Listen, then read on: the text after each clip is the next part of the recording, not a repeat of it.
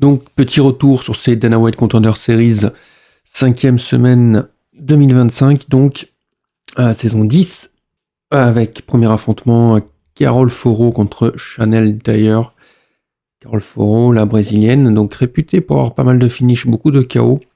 Et Chanel Dyer, exactement le même, beaucoup de KO, donc ça promettait un combat qui n'allait pas à la décision. Carol Foro, la seule défaite était à la LFA.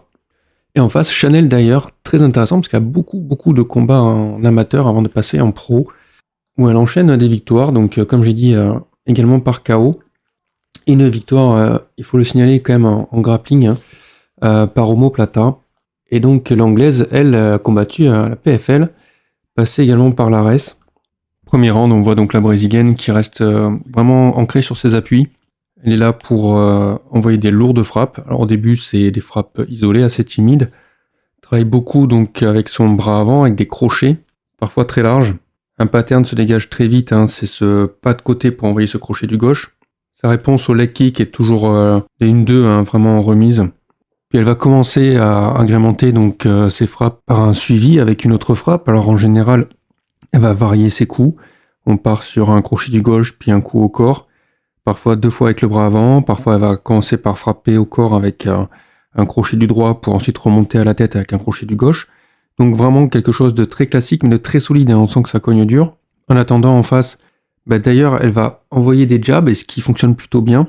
C'est vraiment un point faible du côté de Foro Carol, du fait qu'elle veuille absolument rentrer pour rentrer des crochets. Autre défense de Dyer, ça va être tenter la lutte, mais là Foro Carol est très réactive, elle a une très bonne défense de takedown.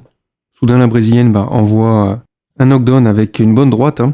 Puis ensuite, elle reprend son pattern, donc du pas de côté pour envoyer son crochet du gauche, mais cette fois-ci, c'est accompagné d'un gros swing du droit, qui, encore une fois, met knockdown l'anglaise.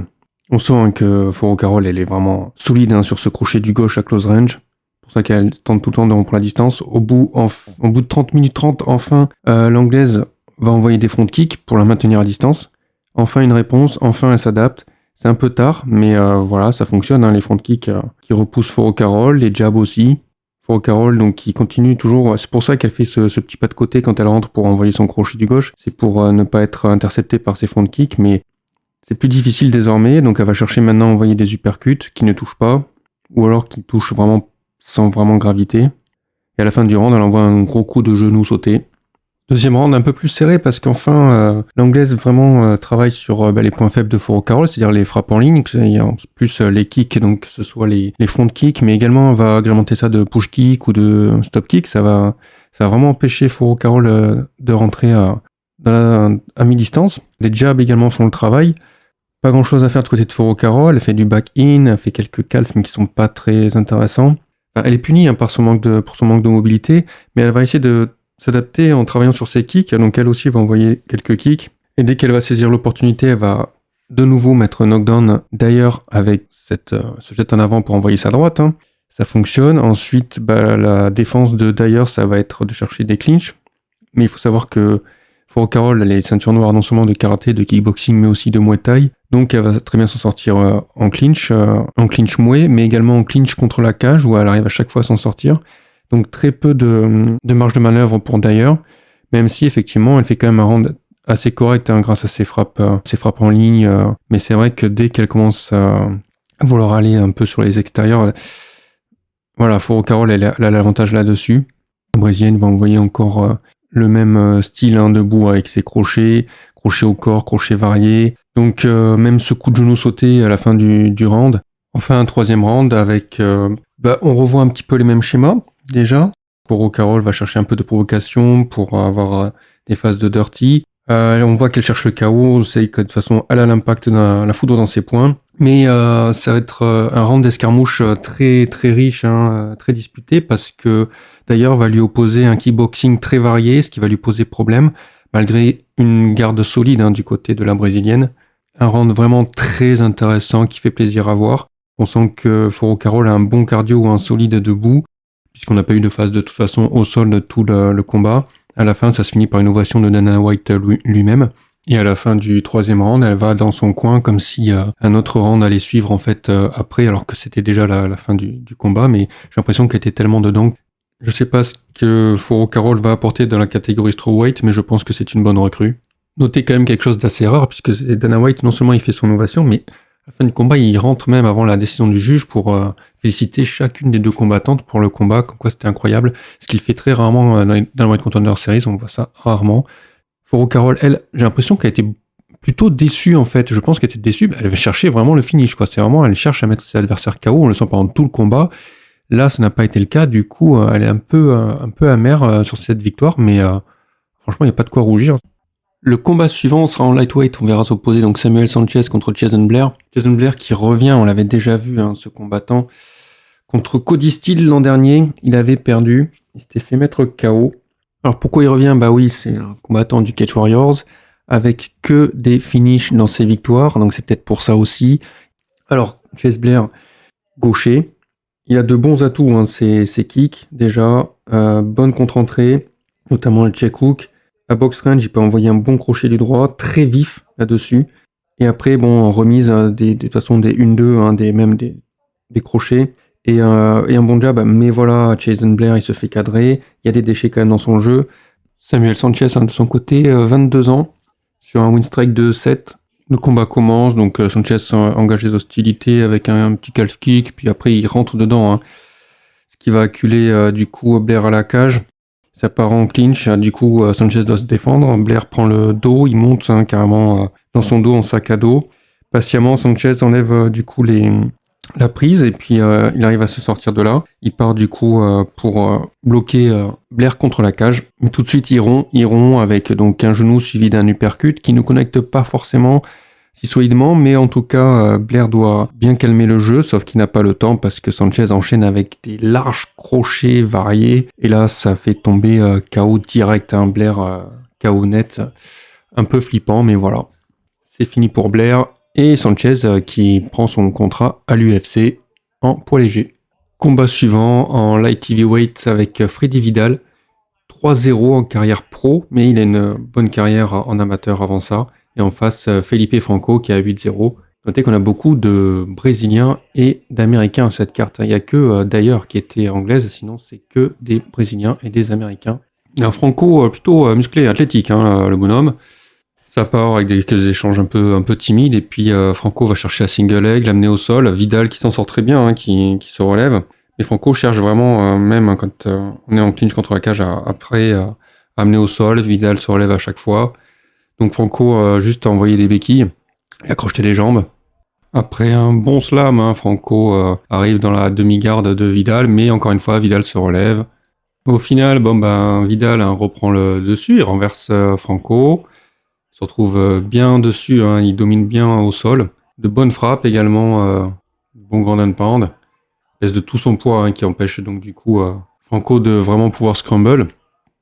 Et quand le deuxième round commence, on voit déjà des signes de fatigue du côté de Vidal. Je dirais même des gros signes de fatigue. Il devient très mou sur ses frappes. Il cherche à avoir la distance, cherche à avoir le check hook, cherche à avoir la frappe, mais ça part en lutte avec Franco encore qui va chercher le clinch. Puis à moitié du round, c'est à son tour, Franco de fatiguer. Donc le neutral est assez ridicule, puisque les deux sont là juste à chercher la respiration, ils sont face l'un à l'autre. Donc ça se transforme en Muay clinch en fait, le but de ce Muay clinch, c'est juste de ne pas s'écrouler par terre, donc on s'appuie sur l'adversaire en face, reprendre ses esprits, donc ça dure toute la fin du deuxième round, comme si chacun cherchait à être consolé par son pote, quoi. Oui, effectivement, on peut excuser les soucis du côté de Vidal, le fait qu'il soit complètement HS hors du combat, par le fait que il peut pas faire le poids, il était en vraiment grand short notice, donc ça a l'air difficile pour lui là d'enchaîner. Et ce pauvre Franco qui cherche encore au troisième round à lutter, et la fatigue faisant, ça devient un peu plus difficile pour lui. Et une fois que Vidal trouve l'occasion, il passe à soumission, vraiment on est à la fin du troisième round. Donc mis à part ce problème de cardio, effectivement, Frankie Vidal n'est pas dégueu, il s'en sort très très bien, je trouve, au sol.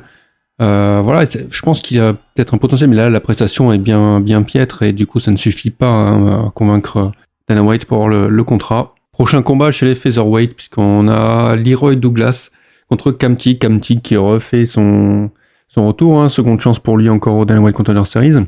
Il avait perdu l'an dernier, contre Valeros justement. Donc voilà, l'Américain qui retente sa chance. On le connaît pour ses leg kicks. Il est assez redoutable quand il arrive à acculer son adversaire contre la cage. Des bons jabs en contre-entrée. Bon, par contre, il se mange les contres.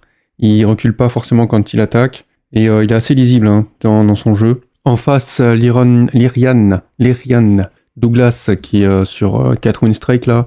Le Brésilien, donc d'allonge 72. Alors lui, il s'entraîne quand même en Californie. Son head coach, c'est Cub Swanson. Et il nous vient de la LFA. Bon, alors le combat se passe de manière assez rapide, puisque Douglas envoie des gros calf kicks. Il y a donc Kamtig qui essaye de trouver des entrées. Malheureusement, il se fait avoir par un Douglas Liren qui va envoyer une bonne frappe de son bras gauche.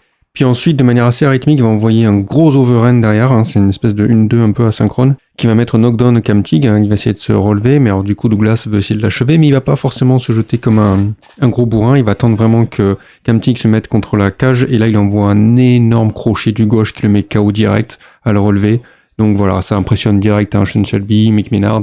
36 secondes, hop, c'est plié quoi. Ensuite, on part donc chez les poids lourds avec donc dans la catégorie un préféré de Dana White, Steven Asplund contre Anthony Garaccio. Steven Asplund qui prend le short notice, remplacement de Guillermo Pat, je crois. Steven Asplund avec donc sa poitrine de grand-mère, et puis Antonio Garaccio qui rentre style ultra vénère, je suis là pour démonter tout le monde, qui a 3-0, invaincu en carrière pro. Asplund, lui, vient de la LFA, 27 ans. D'ailleurs, Asplund devait combattre à la LFA ce week-end, et finalement, il prend le short notice, du coup. Asplund qui part donc underdog ici, qui a beaucoup plus d'allonge, 78 d'allonge contre 72 seulement pour Garaccio. Donc le combat commence, et tout de suite, les deux combattants qui veulent en découdre se retrouvent tout de suite au centre de la cage, tellement proches l'un de l'autre, direct mid-range, ça commence à s'envoyer des politesses. Quelques leg kicks, mais c'est surtout, c'est 1-2, qui vont plutôt connecter du côté d'Asplund. Par contre, il n'y a aucune défense de son côté, donc Garaccio en profite pour l'envoyer un bon crochet du droit là, mais Asplund l'encaisse sans broncher. Et ensuite, il va enchaîner avec un shadow overhand pour envoyer un gros crochet du gauche remontant qui achève direct Anthony Garaccio. Alors après, il va le finir bien sûr, jet dessus au sol pour l'envoyer quelques coups de coude. Asplund qui avec cette performance obtient son contrat du coup. Alors qu'est-ce que je vais retenir de cette semaine-là? Une très bonne semaine encore une fois. Un petit détail qui me chagrine quand même un peu dans cette histoire, c'est qu'il y a des combattants donc, qui ont déjà eu leur chance au Contender Series, et c'est très bien qu'ils aient une seconde chance. Donc c'est pas ça le problème. Le problème, c'est que là, ceux qui a eu cette semaine, ceux qui sont présentés, qui ont déjà eu leur chance, ils arrivent pour une deuxième fois, une deuxième prestation au Contender Series, et j'ai l'impression qu'ils n'étaient pas prêts, ils n'avaient pas préparé leur adversaire, et gros problème des responsabilités défensives debout, ils se font vite avoir. Donc vraiment ça me chagrine, je suis déçu, je m'attendais à ce que les mecs arrivent quand même cette fois-ci, ça y est c'est leur deuxième chance, ils vont faire ce qu'il faut pour pas être ridicules. Là quand même grosse déception. Voilà, sinon comme je disais, encore une bonne semaine, très bon combat, vraiment curieux de voir la suite pour ces combattants.